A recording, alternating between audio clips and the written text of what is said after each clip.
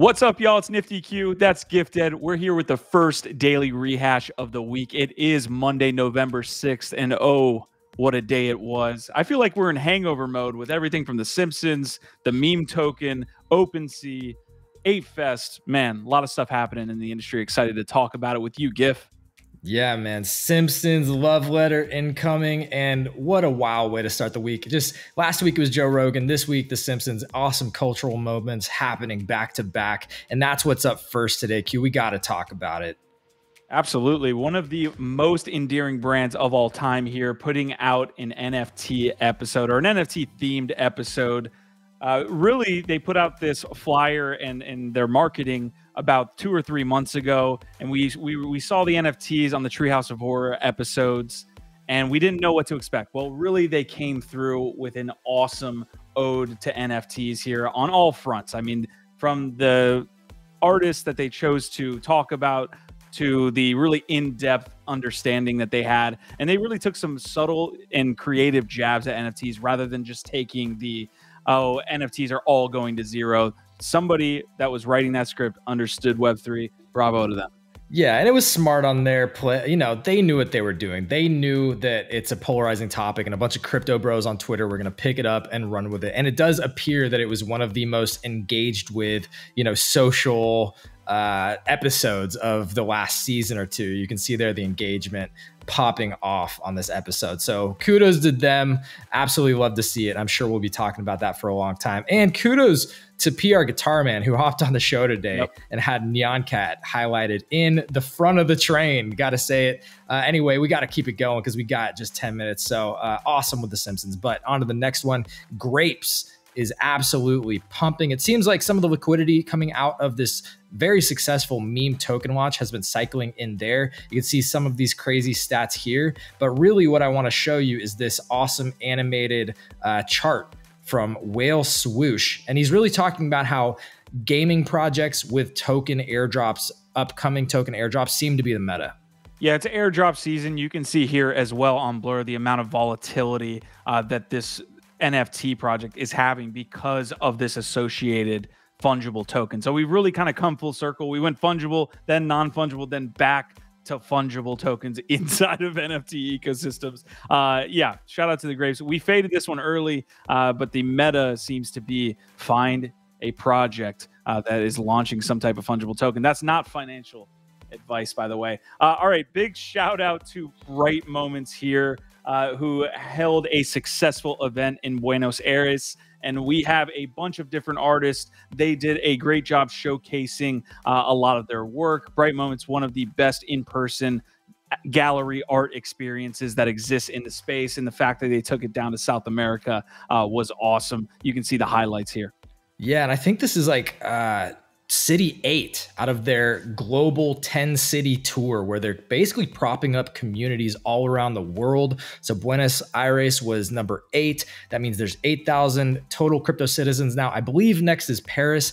Somebody correct me if I'm wrong, but what they've done is tremendous, very unique. They really have pioneered the whole live minting experience. And every time they're hosting one of these events, I get massive FOMO. I really wish I was there, man. So yeah, shout out to Marty McFly, who I think did make it down there. Yeah, crypto citizens as well. I think around 0.25. Like that feels like a good entry point again in NFA. Yeah, we don't know where it's going to go from here, but it could be. But here's where we are definitely going from here, and that is story number 4. Breaking. Artifact teased out a Fortnite integration. You can see here something coming. Not a lot of info here, but it does seem like a lot happening with Web3 and Fortnite. Epic Games has been at the forefront of these big, I don't want to call them traditional, but the big gaming publishers who are really leading the way, getting involved with different Web3 native brands, and really just thinking forward. We know OniForce also has an awesome map in Fortnite right now. We've seen .swoosh do things. So what do you think's going on here, Q? I really haven't looked that much at Fortnite here as just kind of from the gaming front, but you can see I even wanted to pull this up. Renji was tweeting about actually being on TikTok and doing Fortnite content over there on TikTok. 44.7 million next generation players go on to onboard Web3. So it looks like even Web3 gamers are looking at this opportunity and saying, hey, there are Web3 games, but bridging that gap here between playing both the Fortnite maps, as well as maybe some Web3 IP in games is the way forward. Yeah, well, there's a possible revenue stream there for these, maps and these creators. So. All right, next piece for me is going to be Stats coming in hot this morning with a bunch of stats. So he was actually posting multiple times about the current market, claiming that this was the kind of the state of NFTs in 4 charts. So I'm going to take you through them essentially really quick. Total ETH volume has risen for 4 weeks in a row, so that's great. That's on the weekly chart. You see Blur token price as we approach that Blur token airdrop has consistently gone up, which is interesting because you're getting a ton of tokens, right? So people are buying into the fact that there's going to be some sort of dilution there. Very, very interesting to see that. This one's really important to keep a track of weekly buying wallets of ETH NFTs on secondary. And you can see that's been flat for a long time. So no new entrants entering the market there. And then large cap PFP indexes. This is going to encapsulate probably even captains. So captains is probably leading a little bit to this, but even Bored Ape Yacht Club and a lot of different projects are seeing a huge run when it comes to floor prices the past week, 2 weeks. Yeah, and it's great to see that, of course, but you have to wonder what's going to be the thing that actually starts to bring some new people into the space. We don't know yet, but it is always great to see some sentiment, some of that liquidity maybe coming in again off of the sidelines.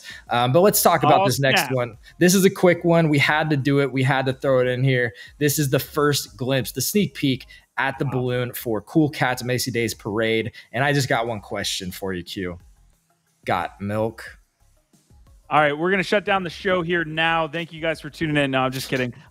Dude, Cool Cats taking over Thanksgiving. This is what we need. This is what is going to run us into the next bull market. Absolutely. I think everybody is expecting that. And, shout out to them because they're also partnered with Macy's more deeply to get the Cool Cats merch inside a bunch of their stores during Thanksgiving too. So yeah, their latest releases were pretty good too. So we're giving them a little bit of a hard time, but that's actually going to be a really cool thing to see on Thanksgiving Day. What might lead us into the next bull run, though, is going to be a marketplace kind of coming in and taking over from both the creator side as well as potentially some tokenization and some incentives. And that's what we need in this space. We don't need the behemoth and slow moving OpenSea, and we need more maybe of a creator focus as well to rival Blur and what they do for traders. So Yuga Labs coming through with a post that's been now viewed 1.4 million times, saying we're planning something new for all creators. So they are launching a Magic Eden ETH marketplace. I'm really hoping this is powered by ApeCoin in some way.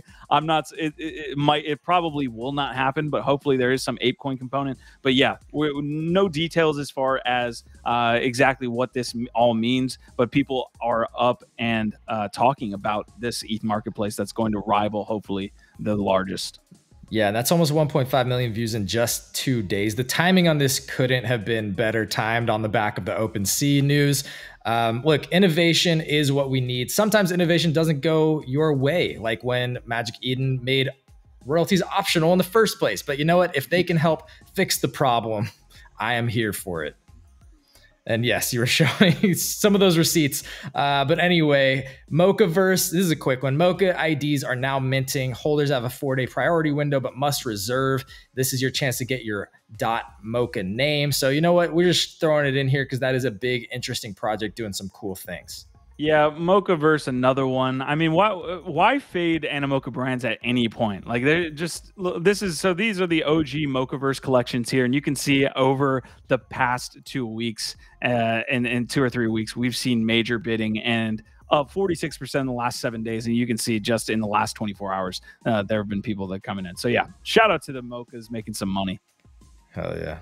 All right, we have the last story for my sake here. Gifted has one more, but I have this Balaji post here. It was basically a blog post where he kind of took all of the receipts from this SBF FTX fraud scenario. We obviously saw SBF actually get convicted last week. So he did us a favor here. So I'm going to go into this post, and basically he's taking all of the timeline events and putting them all into one blog post. And he does a great job explaining why crypto Twitter, it was Twitter at the time, why crypto Twitter was so important. And really when our federal government and our big time journalism and journalists kind of let us down in this SBF covering. A lot of times he mentioned a New York Times being one of the most egregious of that. Crypto Twitter really got to working and was the reason SBF was finally brought to trial in the way he was.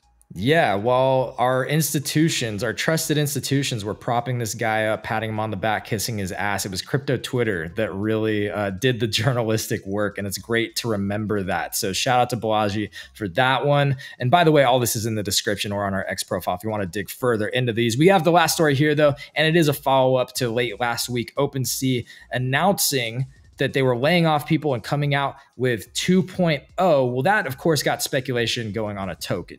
Nifty Q.